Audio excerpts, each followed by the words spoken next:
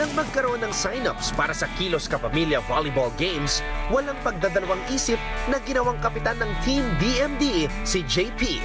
Bukod sa kanyang nakaraan bilang open spiker sa Ateneo de Davao varsity team at mga regular games with his friends, teacher din siya sa isang volleyball training camp.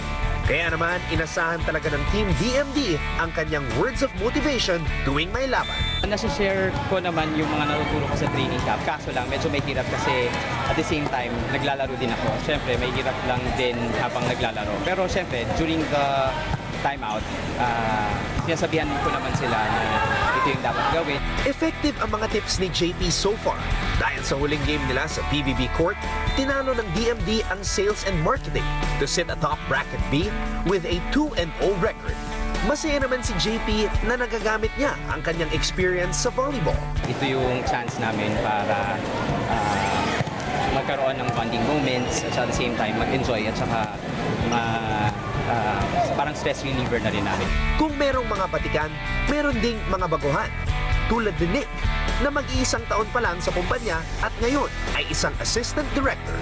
Kaya naman ginagamit niya ang pagkakataon na ibinibigay ng volleyball games na ito upang ipakilala ang kanyang sarili sa kanyang mga kaopisina. Hidden talent kung ituring ito ng mga katrabaho.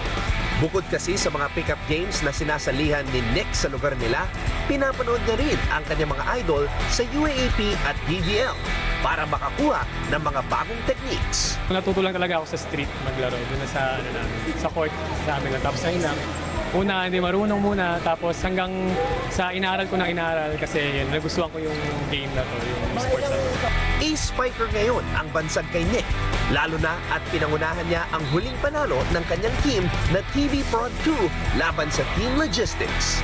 After 3 games, undefeated pa rin sila sa bracket C. Bagay na ipinagdiriwang ng team sa kabila ng matinding pressures sa trabaho.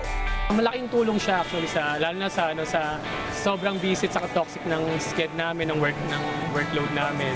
Yun, nakakatulong siya para matanggal ng stress. Very confident kami kasi nasa team namin si Nick. Tapos, pinupush niya kami to become better.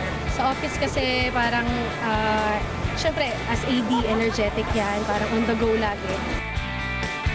Samantala, narito ang ibang mga resulta at standings sa Kilos Kapamilya Volleyball Tournament na magpapatuloy next week sa PBB Court sa Quezon City.